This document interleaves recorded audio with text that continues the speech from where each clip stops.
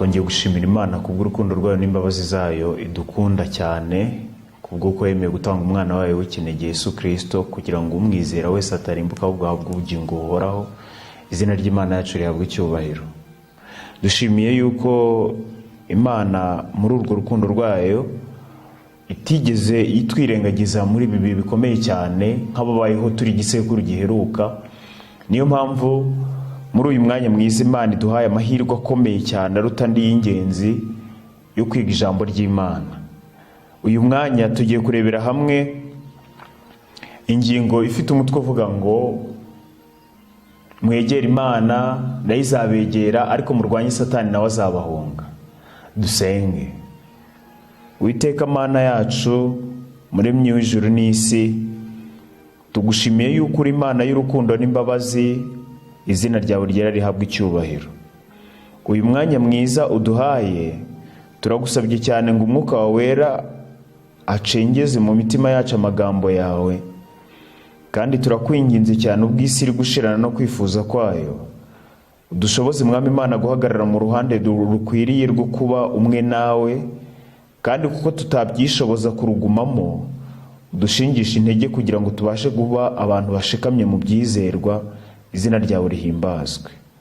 Turagusabye muri iki cyigisho kugira ngo tubere umuyobozi, kandi turakwinginze cyane ubwo umwanzi akomeje kwibasira abantu benshi, akomeje kubibasira mu rwego rukomeye cyane rwo kubigarurira, turakwinginze cyane Mwami Imana ngo utabare isi, kandi umwuka wera yongera akabaka mu mitima yinangiye. Tubisabye Imana Data mu izina rya Yesu, amen. Amagambo tugiye kurebera hamwe ashingiye muri Yakobo igice cya 4 umurongo wa 7. Aravuga ngo nuko rero mugandukira Imana, ariko murwanye Satani nawe azabahunga. Mwegere Imana nayo izabegera. Yemwe banyabyaha namwe nimukarabe, namwe ab'imitima ibiri nimwiyeze imitima. Iyi ngingo tugiye kurebera hamwe ivuga ku bigendanye mwegere Imana nayo izabegera, ariko murwanye Satani nawe azabahunga. Tugomba kuzirikana yuko kwegera Imana bishingiye ku rukundo Imana yadukunze. Iyo turebye uru rukundo rukomeye cyane Imana yakunze umuntu, tubona uburyo ni isomo dukunda gukoresha cyane tuvuga ngo kuko Imana yakunze abari mu isi cyane, byatumye itanga umwana wayo w'ikinege kugira ngo umwizera wese atarimbuka ahubwo ahabwe ubugingo buhoraho.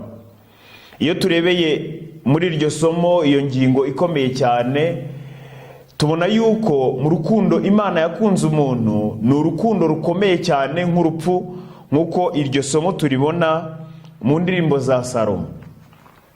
Tubona amagambo akomeye cyane Salomo amurikiwe n'umwuka w'Imana, yavuze amagambo akomeye cyane kuri iyi ngingo igendanye n'urukundo rw'Imana, kuko uru rukundo rw'Imana nirwo rudushoboza kwegerana nayo, kuko rutabayeho ntabwo twashobora kwegerana nayo. Indirimbo za Salomo igice cya 8 ku murongo wa 6 haravuga ngo unshyire mu gituza cyawe mbe ikimenyetso, mbe no ku kuboko kwawe, kuko urukundo rukomeye nk'urupfu, kandi ifuha ntirigondeka ni nk'imva, ibirimi byarwo ni nk'iby'umuriro, ni umuriro rwose w'Uwiteka. Urukundo rw'Imana ngo rukomeye nk'urupfu ni mu gihe kuko yemeye gutanga umwana wayo w'ikinege apfira ku musaraba atarigeze akora icyaha, kandi nta muntu uwo ari we wese yigeze agirira nabi, ahubwo isi yamwituye ubugome yari ifite. Niyo mpamvu ibyaha byanjye nibyo byamubambishije. Rero uru rukundo nirwo rudushoboza kwegerana n'Imana. Abantu benshi bakunda kwitwaza ijambo rivuga ngo bararibata Satani, baramukandagira, barakora ibimeze gutya na gutya na gutya. Oya, ijambo ry'Imana ritubwira yuko tubanza kwegerana nayo. Ariko kwegerana n'Imana muri iki gihe bishingiye ku buhuza bwacu na Yesu Kristo.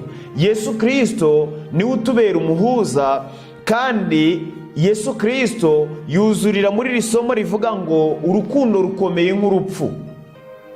kuko urukundo Yesu Kristo yadukunze bigaragara neza mu gihe twongera kubona ukuntu yamanitswe ku musaraba. Amanitswe ku musaraba yaravuze ati nzireherezaho abantu bose. Uru rukundo nirwo rutuma twemera guca bugufi kubw'uko turi abanyabyaha, tukwemera ko ibyaha byacu ari byo byamubambishije, tukihana imbere y'Imana, ariko atari ku bwacu ahubwo ari ku bwa Yesu Kristo. Rero turi mu gihe gikomeye cyane, kuko Satani azi neza yuko igihe cyo kuva hera cyane kwa Yesu Kristo kigiye kugera. Arabizi neza yuko abana b'Imana bagiye kuzahagarara imbere y'Imana nta muhuza. Niyo mpamvu tugomba kwakira Yesu Kristo bikitwa none. Ariko umuja w'Imana yagaragaje neza yuko yeretswe ubwoko bw'Imana butiteguye, yeretswe abatuye isi batiteguye kuzahangana n'ibyago 7, kuzahangana n'igihe cy'umubabaro wa Yakobo, kuzahangana no kuzahagarara imbere y'Imana nta muhuza. Niyo mpamvu urukundo rukomeye nk'urupfu, kandi ngo uru rukundo ngo ni nk'ibirimi by'umuriro. Niyo mpamvu Imana yifuza yuko tugandukira urukundo rwayo. Iyo rero tugandukiye urukundo rwayo, urwo rukundo rudukongoraho icyaha, kuko ni ibirimi by'umuriro. Ariko nanone iyo umuntu yiziritse ku cyaha arahinduka agasa nkacyo. Ubwo rero urukundo ruba rugomba gukongora n'ubundi cyaha. Ni nayo mpamvu kurimbuka k'umunyabyaha nta tegeko ry'agahato kariho, ahubwo kurimbuka k'umunyabyaha nabyo ubwabyo birimo urukundo rw'Imana, kubera ko urukundo rw'Imana ruzaba rugomba gukongora icyaha, kandi umunyabyaha azumvishwa urukundo yanze. Nimwegera Imana nayo izabegera, ariko murwanye Satani nawe azabahunga. Niyo mpamvu iyo twitegereje ukuntu Kristo yamaritswe ku musaraba, ubundi urupfu rwo ku musaraba rwari urupfu rukojeje isoni, urupfu rw'ibivume. Ariko se kubera iki igisambo cyari kiri iburyo cyari kimaritse ku musaraba, icyari kiri ibumoso cyari kimaritse ku musaraba? Ni ukubera iki umusaraba wa Yesu Kristo uba inyamibwa kuruta indi misaraba yose? Impamvu urwandiko rwa 2 rw'Abakorintho igice cya 5 umurongo wa 21 hagaragaza neza yuko Yesu Kristo nta cyaha yigeze akora. Reka dusome iri somo. Urwandiko rwa 2 rw'Abakorintho igice cyaho cya 5 umurongo wa 21 haranditse ngo, kuko utigeze kumenya icyaha Imana yamuhinduye kuba icyaha ku bwacu, kugira ngo muri we duhinduke gukiranuka kw'Imana. Mwegera Imana. Iyi ngingo yo kwegerana n'Imana ishingiye kuri Yesu Kristo. Yesu Kristo ni umutambyi wacu, ni umuhuza wacu n'Imana. Niwe uduhongerera, niwe wikorera ibyaha byacu akabihongerera ku bw'amaraso ye. Kandi Yesu Kristo yatambwe atagira inenge. Ni umwana w'intama watambwe uhereye ku kuremwa kw'isi. Mwegera Imana. Nta muntu w'inyama n'amaraso ushobora guhangara kwegera ubwiza bw'Imana ngo abeho, nk'uko tubibona muri Yohana igice cya 1 umurongo wa 18. Ahubwo ubuhuza buri hagati bwa Yesu Kristo natwe, ubuhuza bugomba kuba ari bwo buduhuza bwonyine. Bitabayeho ntabwo twashobora kwegera Imana. Niyo mpamvu muri iki gihe tugomba kongera kuzirikana iherezo ry'imyaka 2300, aho Yesu Kristo yinjiye ahera cyane nk'umutambyi wacu ari we Mikayire. Ubwo rero niba Yesu Kristo ari umutambyi wacu, akaba ari umuhuza wacu, buri muntu uwo ari we wese icyo asabwa ni ukwihana ibyaha bye, ni ukwemera ko Yesu Kristo yamupfiriye, kandi ukemera yuko ibyaha byawe ari byo byatumye abambwa ku izina ry'Imana yacu rihimbazwa. Niwe utuma twegerana n'Imana. Iyo rero twegeranye nawe nibwo tubasha gutsinda Satani. Ariko abantu bashaka kwegerana n'Imana babikuye ku mirimo yabo. Martin Luther yagerageje gushakira mu mirimo, agerageza gukoresha ingingo ikomeye cyane yo kubabaza umubiri cyane. Muze kunyumva neza, ntabwo imirimo itandukana no kwizera, oya, ahubwo abantu bashakira rimwe na rimwe kumva yuko imirimo bari buze gukora ari iri buze gutuma bemerwa. Ibiramambu ngo ufashe ibintu byiza byuzuye mu muntu ukagenda ukabishyira imbere y'abamarayika, babyamagana nk'ubugambanyi. Niyo mpamvu imirimo yose myiza, ingeso nziza zose umuntu yaba afite, bigomba kuba bishingiye kuri Yesu Kristo, bigomba gutwikirwa na Yesu Kristo. Iyo rero bitwikiriwe n'imirimo ya Yesu Kristo, icyo gihe byakirwa nk'ituro rishimwa n'Imana, bitavuye ku muntu, ahubwo bivuye ku gukiranuka kwa Yesu Kristo. Mwegera Imana nayo izabegera, ariko murwanye Satani nawe azabahunga. Turebye uburyo kumanikwa ku musaraba kwa Yesu Kristo kwari kuremereye, kandi nanone tukabona uburyo umusaraba we wabaye inyamibwa kurenza indi misaraba yose, nuko atigeze akora icyaha. Rero kumanikwa ku musaraba, kimwe mu bintu byatumaga babavuna amaguru kwari ukugira ngo bapfe vuba, kuko kumanikwa ku musaraba rimwe na rimwe byafataga iminsi 3 cyangwa se amasaha runaka kugira ngo umuntu abe yashiramo umwuka. Ariko umwana w'Imana yihanganiye urwo rupfu rukojeje isoni rumeze gutyo, ariko rwamubabaje cyane, rukomeye cyane, si icumu, si imisumari, si inkoni, ahubwo Kristo yapfuye aturitse umutima. Niyo mpamvu uburemere bw'icyaha nibwo bwamushenguye, bumumena umutima, yaremerewe n'icyaha cy'inyoko muntu, kugira ngo habashe kuboneka guhuzwa k'umuntu n'Imana. Rero yatinze icyobo cyadutandukanyaga n'Imana, kugira ngo buri muntu uwo ari we wese uzashaka ubugingo buhoraho azabashe kububona.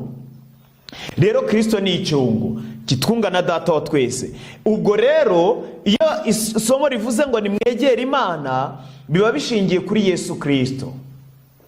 Yesu Kristo nava hagati y'umunyabyaha n'Imana, icyo gihe umuntu azaba asigaye ahagaze imbere y'Imana nta muhuza. Iki gihe kuko Satani akizi, niyo mpamvu ari kujijisha abantu kugira ngo batitegura. Dukeneye kubaho turi abantu basenga Imana, batitiriza cyane, bazi yuko basigaje igihe gitoya, cyane yuko tugomba kubaho tuzi ko dufite umunsi umwe. Izina ry'Imana yacu rihabwa icyubahiro. Urwandiko rwa mbere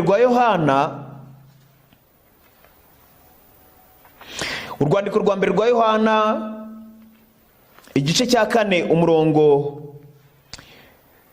wa 7, haravuga ngo, bakundwa dukundane kuko urukundo ruva ku Mana. Umuntu wese ukunda yabyawe n'Imana kandi azi Imana. Udakunda ntazi Imana, kuko Imana ari urukundo. Kandi ngo uru rukundo rukomeye nk'urupfu, ni ibirimi by'umuriro.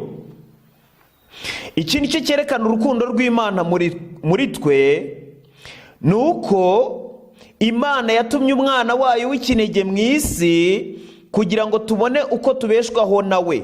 Muri iki ni mu rukundo ruri, si uko twebwe twakunze Imana, ahubwo nuko Imana ariyo yadukunze igatuma umwana wayo kuba impongano y'ibyaha byacu. Rero kuba Imana yaratanze umwana wayo w'ikinege, ndagira ngo mbabwire yuko Imana niyo ifite urukundo, Imana niyo rukundo. Naho twebwe tugira urukundo nabyita nk'uko urukundo twebwe tugira ni akabango k'ubumana gatarukiye kuri buri muntu uwo ari we wese, nibwo umuntu abasha kugira urukundo, kuko Imana niyo rukundo.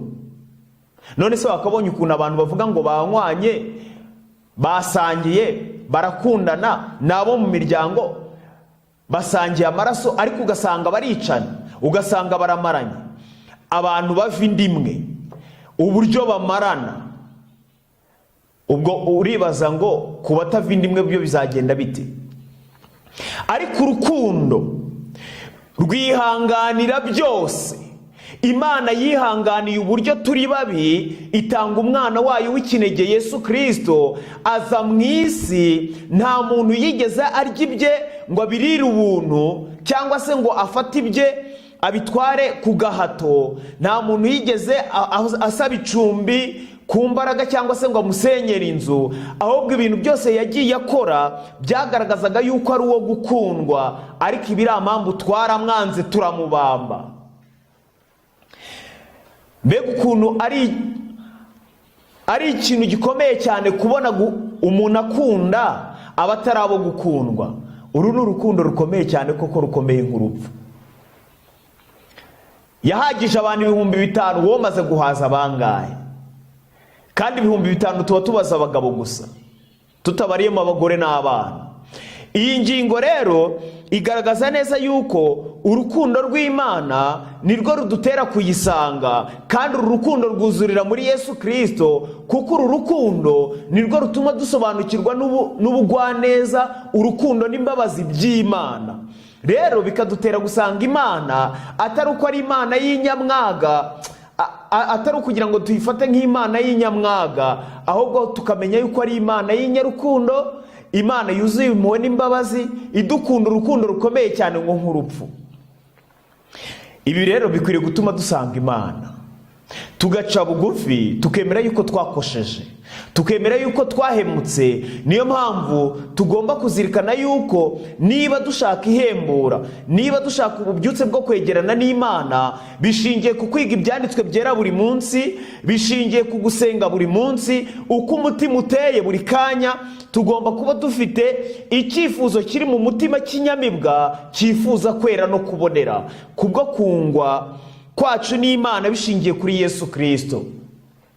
Kuko Martin Luther yagerageje gushakisha ubutungane imirimo ye muri we, yibwira yuko gusenga cyane bishingiye ku kubabaza umubiri, yibwira ko ari bwo Imana izamwemera. Ariko igihe yasobanukirwaga na Yesu Kristo wamubambiwe, igihe Imana yamwohererezaga Stopize, ngo yarahagurutse arishima, kuko Stopize yaramubwiye ati, kunda uwagukunze, kunda uwakwitangiye, niwe ntama w'Imana ukuraho ibyaha by'abari mu isi. Icyo gihe Martin Luther ngo yagize ibyiringiro bikomeye cyane, agira amahoro yo mu mutima, yizera Yesu Kristo, arahaguruka ashima Imana, kubera ko yari abonye yuko ibyo yakoraga byose bitari kuzamuhesha agakiza, ahubwo ko agakiza gashingiye kuri Yesu Kristo. Niyo mpamvu rero uko kwizera niko gushobora noneho kubyara imirimo ishingiye kuko umuntu yizeye Yesu Kristo.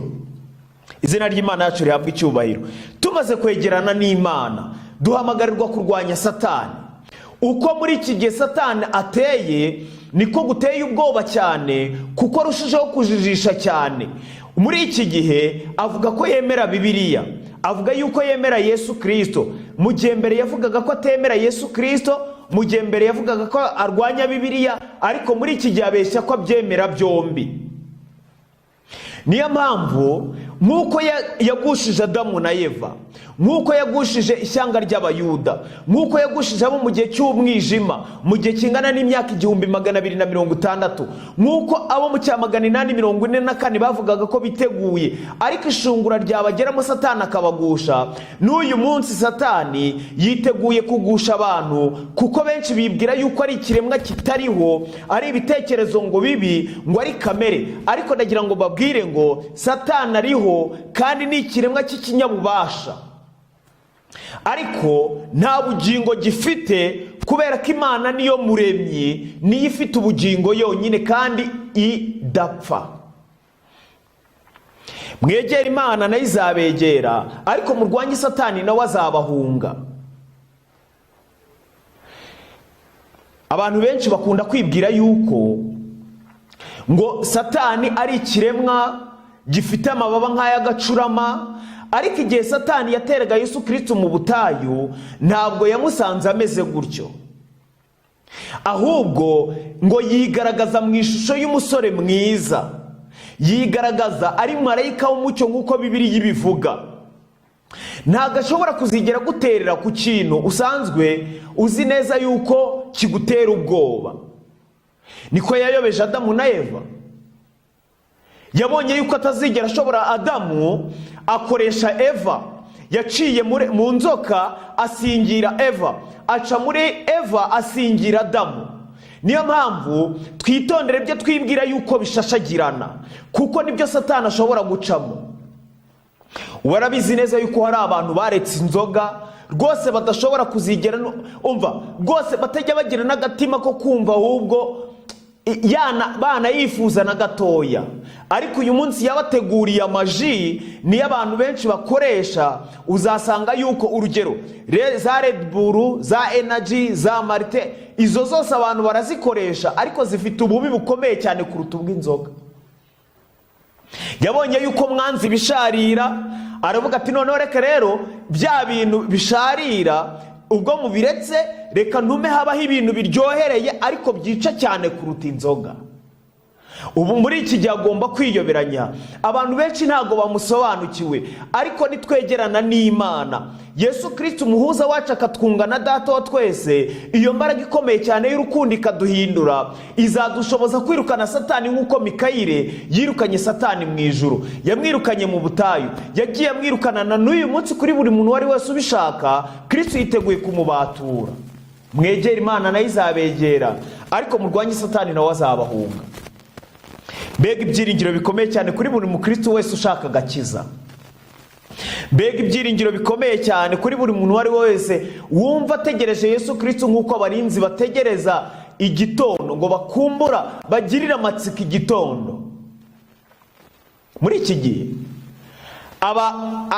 Adamu na Eva barababwiye, abamarayika barababwiraga bati Satani ni ikiremwa, yari marayika w'umucyo, ariko yaraguye, yari Lusiferi, ariko ubu ngubu yahindutse Satani, yahindutse umwanzi w'Imana, ajya kubatera yaje yiyoberanyije. Ni nayo mpamvu arabizi neza yuko Abadiventiste umunsi wa karindwi bagiye bavuga yuko hari igihe kizabaho ku isi abantu bose bagahatirwa kuruhuka umunsi w'icyumweru. Iyo nduru nta hantu itageze, ku isi hose yarahageze rwose. Abantu benshi bazi yuko Abadiventiste umunsi wa karindwi bigisha umunsi wera w'isabato, bakanigisha yuko umunsi w'icyumweru washyizweho n'ubupapa. Kandi koko nibyo, ushingiye muri Bibiliya yera, ukareba ni Bibiliya ntagatifu, ukareba amategeko 10, usanga yuko ariko yanditse. Ariko iyo ugiye muri gatigisimu usanga amategeko 10 yarahinduwe. Icyo rero kikahita gihama Kiliziya Gatolika ko ariyo yonyine yagerageje gushaka guhindura umunsi wera w'Imana ariwo munsi wa karindwi. Si nibyo gusa, ariko iyo urebye n'itegeko rivuga ku bigendanye no gusenga ibishushanyo ko bitemewe, usanga yuko Kiliziya Gatolika ayo mategeko yagiye yakuramo. Ariko icyo nshaka kuvuga ni iki ngiki rero, Satani yabonye yuko naramukaje nk'uko ibintu byavuzwe, abantu bashobora kumuvumbura, abantu benshi bakata bahungira ku Mana bakihana. Kubw'izo mpamvu rero yashatse ambaraje, kado, afata cya cyumweru agifubika indi ambaraje. Reka mbabwire, burya iyo umuntu ajya kuguha kado ategura ikintu usanzwe uzi.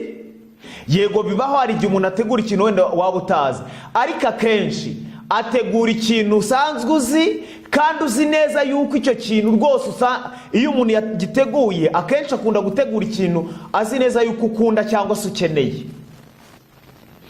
Ariko iyo yagifunitse, yagishyizeho iriya shashi ya kado, umva ucyakirana amatsiko menshi cyane ku rwego rukomeye cyane.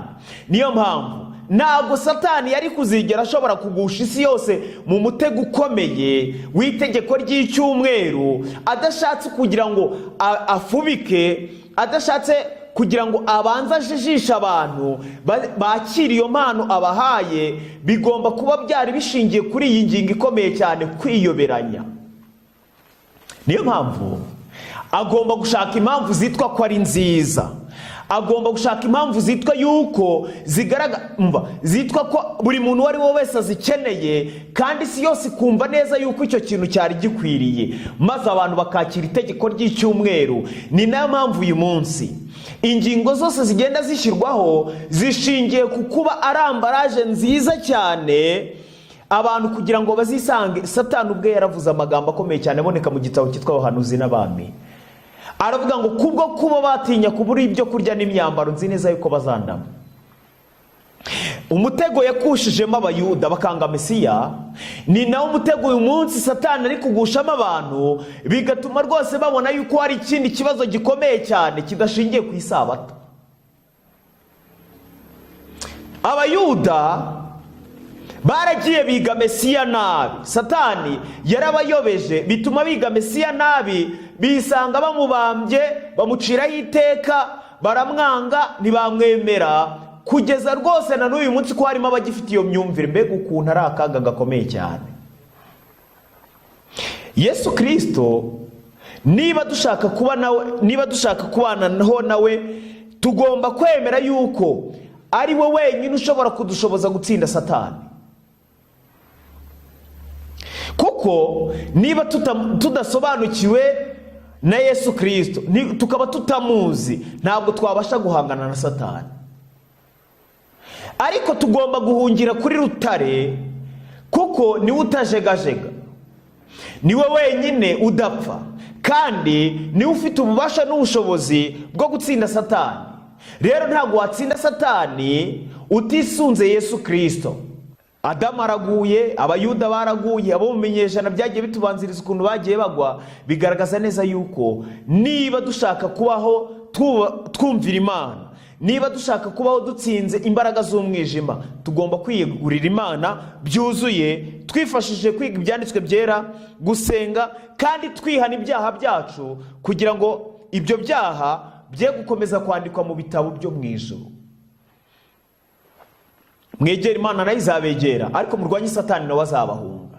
Asanga Yesu Kristo mu butayu ntabwo yigeze amusanga ameze nk'igisimba, yamusanze ngo ari nk'umusore mwiza. Igitabo cyitwa Ubutumwa ku basore, kuri paje yacu ya 41 haravuga ngo Satani ari gutegura ibinyoma bye ku buryo mu rugamba ruheruka arwanya ubwoko bw'Imana butazashobora gusobanukirwa ko ari we. Iri jambo rirakomeye cyane, ngo Satani ari gutegura gahunda ze, kandi ngo ibinyoma byose ari gukoresha, ngo ubwoko bw'Imana muri uru rugamba ruheruka ngo ntibuzigera busobanukirwa ko ari we uri gukora. Biradusaba kwegerana n'Imana byuzuye, nibyo byadushoboza gusobanukirwa n'uwo ari we, nibyo byadushoboza kumenya ko ari we uvuze. Ubundi reka mbabwire, abantu benshi bibwira ko Satani ari ikiremwa kiri kure y'abantu, ariko iyo usomye mu ntambara ikomeye, iyo usomye Bibiliya, ubona yuko rwose pe, usomye nka Yobu igice cya mbere, ubona yuko Satani azerereye isi ku rwego rukomeye cyane, kugeza ubwo agenda arebuzwa. Mbese imibereho yacu arayigenzura, kandi iyo tumuhaye ahashinga ikirenge bitewe n'icyifuzo kimwe twashonyagije, bimuha ashinga ikirenge mu bitekerezo byacu akatwigarurira.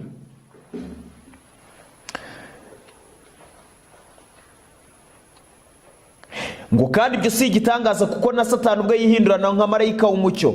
Nubwo abantu bamwe bayobejwe bashimangira ko Satani atabaho, we arabafata akabagira imbohe ze, kandi akabakoreramo ku rwego rukomeye cyane. Satani arusha ubwoko bw'Imana kumenya imbaraga n'ububasha bwamurusha imbaraga zabwo zibaye ziri muri Kristo. Rero arabizi neza yuko igihe bicishije bugufi bagasaba umunesha ukomeye kubafasha, abizera ukuri b'abanyantege nke nyuma y'abandi bazabasha gutsinda. Mwegera Imana nayo izabegera, ariko murwanye Satani nawe azabahunga.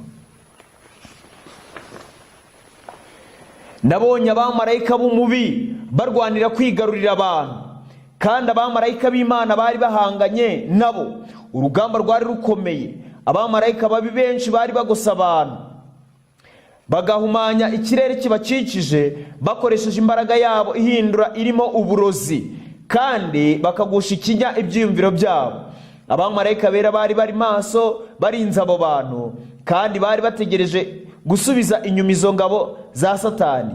Nyamara gutegeka intekerezo z'abantu ngo zirwanye ibyo bishakira si umurimo w'abamarayika beza. Abantu biyegurira umwanzi, ntibagire umwete, bakoresha ngo bamurwanye.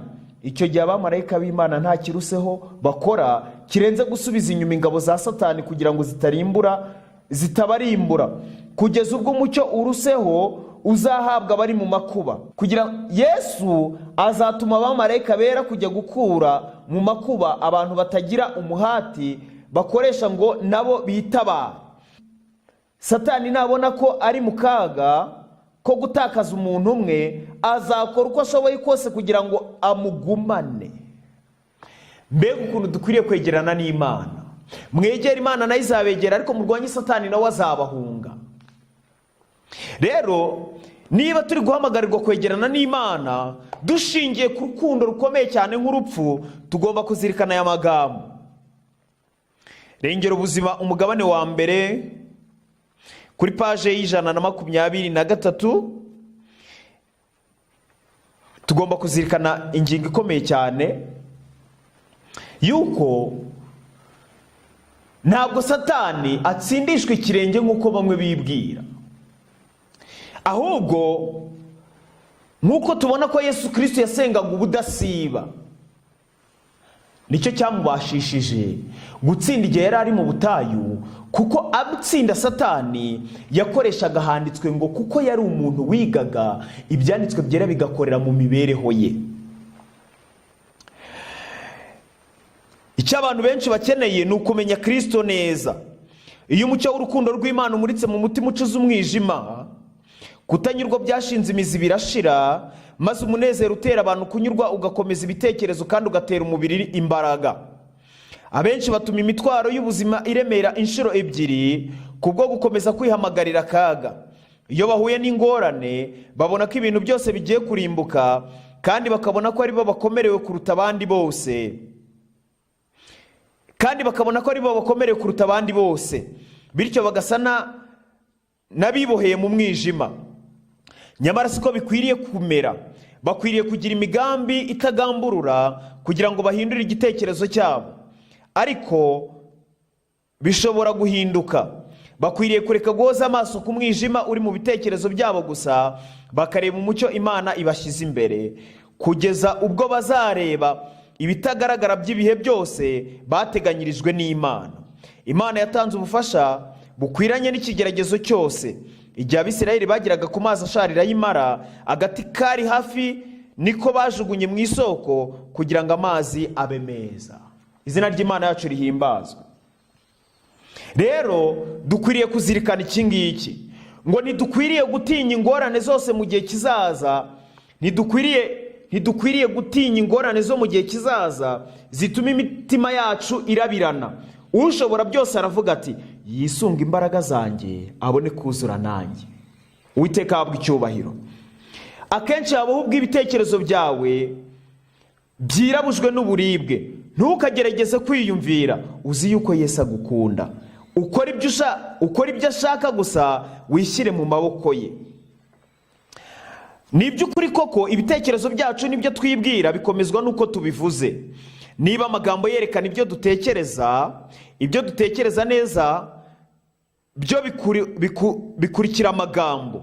Iyo twishimiye imigisha tuzi ko dufite ariyo rukundo rw'Imana, turushaho kugira kwizera n'umunezero ukomeye.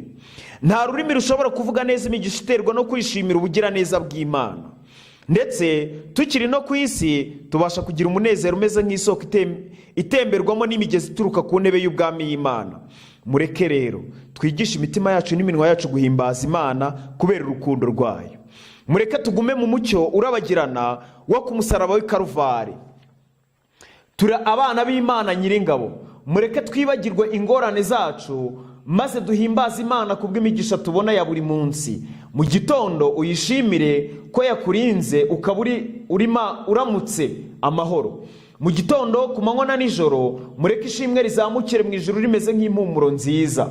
Igihe umuntu akubajije uko umeze, ntugatekereze iby'agahinda cyangwa ngo uvuge iby'imibabaro yawe. Igihe uganira ibyerekeye ubwihebe, ubuhesha ikuzo umushukanyi. Mbega amagambo akomeye ateye ubwoba. Igihe ngo tuganira iby'imibabaro yacu, igihe tuganira iby'amaganya, ngo tuba turi kwerereza Satani.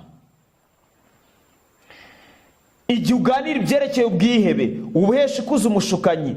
Ibihe byinshi twiyegurira umushukanyi igihe tuganira iby'imbaraga ze. Ahubwo mu cyimbo cy'ibyo mureke tuganire iby'imbaraga zitangaje za Kristo, tuvuga iby'icyubahiro cye. Abo mu ijuru bose bitaye ku gakiza kacu. Abamarayika batumwa kuturinda umubi no gukubita inshuro imbaraga z'umwijima.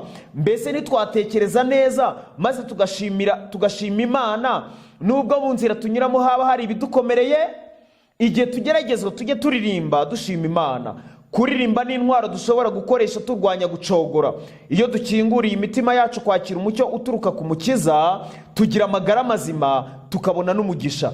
Ndetse n'ibintu bigaragara ko bitubangamiye bituviramo ibyiza. Izina ry'Imana yacu rihabwa icyubahiro. Iyo ngo turi kuganira amagambo y'ibintu tuhura nabyo muri ubu buzima ngo tukaguma muri ayo maganya, ngo tuba turi kwerereza umushikanyi, tuba turi kwerereza Satani. Niyo mpamvu ngo dukwiriye kuganira ibya Yesu Kristo. Nimwegere Imana nayo izabegera, ariko murwanye Satani nawe azabahunga. Aya ni amagambo y'inyamibwa akomeye cyane.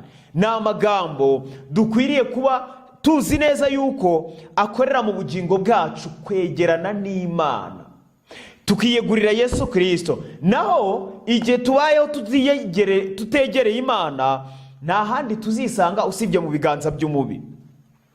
Niyo mpamvu urwandiko rwa mbere rwa Petero yashimangiye aya magambo akomeye cyane. Urwandiko rwa mbere rwa Petero igice cya 5 turasoma ku murongo wa 6. Haravuga ngo, nuko mwicishe bugufi muri munsi y'ukuboko gukomeye kw'Imana kugira ngo ibashyire hejuru mu gihe gikwiriye. Nuko mwicishe bugufi muri munsi y'ukuboko gukomeye kw'Imana kugira ngo ibashyire hejuru mu gihe gikwiye. Muyikoreze amaganya yanyu yose kuko yita kuri mwe. Mwirinde ibisindisha, mube maso, kuko umurezi wanyu Satani arazerera nk'intare yivuga ishaka kuwuconshomera. Mumurwanye mushikamye kandi mufite kwizera gukomeye, muzi yuko bene data bo mu isi muhuje imibabaro.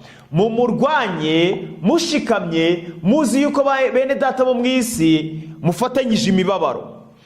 Ijambo rikomeye cyane ririmo hano ni ijambo rya mbere rivuga ngo muhungire munsi y'ukuboko gukomeye kw'Imana ishobora byose. Ingingo ya kabiri, murwanye Satani. Kurwanya Satani bishingiye ku kubanza kwiyegurira Imana byuzuye, nibwo dushobora kumutsinda. Ni mu gihe kuko abana b'Imana bagomba kuzahagarara imbere y'Imana nta muhuza, bagahagarikwa imbere ya Satani akabagerageza kugeza ubwo batsindishiriza Imana, bikagaragara neza yuko umuntu ashobora kuba mu isi ntakora icyaha, umuntu ashobora kuba mu isi akaba umukiranutsi, kandi rwose bikagaragaza neza yuko Satani ari umunyabinyoma. Ibirego byose yareze Imana bikagaragara neza yuko rwose ari ibinyoma. Muhungire munsi y'ukuboko kw'Imana ishobora byose. Muhungire munsi y'ukuboko, ngo mwicishe bugufi muri munsi y'ukuboko gukomeye kw'Imana kugira ngo ibashyire hejuru mu gihe gikwiriye. Niyo mpamvu ibyanditswe byera bitugaragariza neza yuko tumaze kwegerana n'Imana ariko dushobora kujya kurwanya Satani. Mu gitabo cyitwa Ibihamya by'itorero umuzingo wa 2 ku rupapuro rw'121 handitse amagambo akomeye cyane ku kagingo kavuga ngo umurimo w'ubucakura bwa Satani. Satani ahora ibihe byose ku murimo, ariko abantu bake cyane nibo basobanukirwa neza n'igikorwa cye cy'ubucakura bwe. Ubwoko bw'Imana bukwiriye kwitegura guhangana n'uwo mwanzi w'umuriganya. Satani atinya uko guhangana. Ijambo ry'Imana ryakomeje kutubwira ngo tumaze kwegerana n'Imana nibwo dushobora kurwanya Satani, kuko itegeko rigaruka rivuga ngo mumurwanye, mwegere Imana nayo izabegera, ariko kandi murwanye Satani nawe azabahunga. Rero ngo Satani atinya uko guhangana, adusumbya kumenya neza aho imbaraga zigarukira, kandi azi neza ko duhanganye nawe dushobora kumunesha. Kubw'ubuntu bw'imbaraga z'Imana, umukiranutsi w'umunyantege nke cyane aba akomeye, afite imbaraga kurusha Satani n'uburiganya bwe bwose. Mbega amagambo meza cyane y'ibyiringiro. Ngo kubw'ubuntu bw'imbaraga z'Imana, umukiranutsi w'umunyantege nke cyane aba akomeye, afite imbaraga kuruta Satani n'uburiganya bwe bwose. Rero gutsinda Satani bishingiye ku kwiyegurira Imana kuzuye. Kurwanya Satani, kumenya amayeri ye, kujijisha kwe, byose twabisobanukirwa bitewe no kwiyegurira Imana kuzuye. Nibwo dushobora gutsinda Satani. Yabaye baramurwanyije, ntabwo aba yarashoboye kubagiraho isumbwe. Dore iyo niyo mpamvu amayeri ye ajya ayahishira, imikorere ye ikaba ififitse, agahishira uburyo bwe bwose bwo kunesha. Ntabwo ajya yigaragaza na rimwe ku munsi ukomeye, atinya kubyutsa imbaraga ziryamye z'umukristo kugira ngo adahaguruka ako kanya akifashisha amasengesho. Satani azi neza yuko aramutse yigaragaje uko biri ngo byatuma umukristo ajya ahaguruka, ngo imbaraga ze zari zisinziriye ziryamye, ngo zigatuma umuntu yirukanka akajya kwifashisha amasengesho. Ubu muri aya magambo dusomye harimo ingingo ikomeye cyane tugaragariza neza yuko nitubaho turi abantu biga ibyanditswe byera kandi basenga, tuzatsinda Satani. Kubera ko ibyanditswe byera ni ijambo ry'Imana. Abantu benshi bakunda kuvuga ngo Bibiliya ngo ni igitabo cyanditswe n'abantu. Ariko se iyo abantu bari kuvuga ngo Bibiliya ngo ni igitabo cyanditswe n'abantu, bakahindukira bakavuga ngo ni igitabo ngo abantu ngo banditse ngo kugira ngo bakunde ngo babone ngo ko abantu ngo bashobora kubana neza, ni ukubera iki leta z'isi zitifashisha Bibiliya? Ni ukubera iki nta politike twari twabona? Niyo bigerageje muri iki gihe iragandaguritse mu rwego rukomeye cyane. Leta Zunze Ubumwe za Amerika bavuze ko bizerera mu Mana, ariko ubu ngubu bitewe n'ubuhanuzi bubanditseho mu Byahishuriwe igice cya 13 uhereye ku murongo wa 11, barimo baragenda basubira ku rwego rukomeye cyane rwo kugomera Imana, kandi bagakwiriye kuba ari abantu bumvira Imana ku rwego ruhambaye. Kuki tutabona leta z'isi zifashisha Bibiliya bakavuga bati kuko ari igitabo cyanditswe n'abantu, tugiye kugendera kuri iki gitabo kugira ngo kituyobore? Abandi nabo bagahindukira bakavuga ngo iki gitabo ngo kuko ngo ari igitabo cy'abantu, ngo rwose ngo siyansi iri hejuru ya Bibiliya. Ariko se ni hehe mwigeze mubona umuntu w'igisambo wahinduwe na siyanse ikamuhindura ikamugira umuntu utari igisambo utiba? Ni hehe mwigeze mubona umuntu siyanse yakuye umuntu mu buhehesi ikamuhindura umuntu muzima, agahinduka akava mu buhehesi akabureka neza neza akabucikaho? Ariko Bibiliya kuko ari ijambo ry'ubugingo, uwaritanze ari nyir'ubugingo, niyo mpamvu ari ijambo ry'Imana. Ibyanditswe byera ubifatanyije no gusenga, umwuka w'Uwiteka akorera mu bugingo bwawe, bikabyara ubugingo ku bwa Yesu Kristo, ukabaturwa mu bubata bw'icyaha. Nimwegera Imana nayo izabegera, ariko murwanye Satani nawe azabahunga. Niyo mpamvu dukeneye kwegerana n'Imana cyane kuruta kwegerana n'imyenda twambaye. Imana idufashe bakundwa, kandi Imana iturengere muri iki gihe gikomeye cyane, aho Imana iri kugenda yemera yuko tubona ibihe bikomeye cyane byo kubana nayo, aho hari inzitizi zimwe na zimwe Imana iri kugenda yemera ko zigenda zikurwaho, kuzageza igihe rwose abantu bamara gushyikirana n'Imana byuzuye, Kristo akaza agatwara itorero. Niyo mpamvu muri uyu mwanya twiyegurire Yesu Kristo byuzuye, twiyegurire urukundo rukomeye nk'urupfu, turugandukire rudukongoremo icyaha. Imana iturinde yuko twakwizirika ku cyaha, kuko ngo iyo umuntu yiziritse ku cyaha asa nacyo. Rero reka twizirike ku rukundo, nibyo bizatubashisha gusa narwo. Ariko nitwizirika ku cyaha tuzasa nacyo, kandi icyo gihe urukundo ruzaba rugomba gukongora icyaha.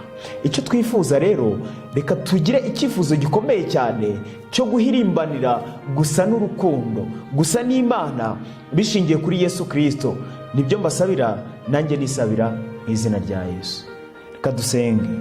Urakoze Uwiteka Mana yacu muremyi w'ijuru n'isi, dushoboze kwegerana nawe.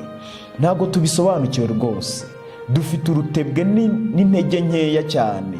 Turagusabye udukure muri urwo rutebwe, udukure mu ntege nkeya, dushoboze kugira gusenga, dushoboze kugira ibihe bikomeye cyane byo kubana nawe nk'uko umugaragu wa Martin Luther yabanaga nawe.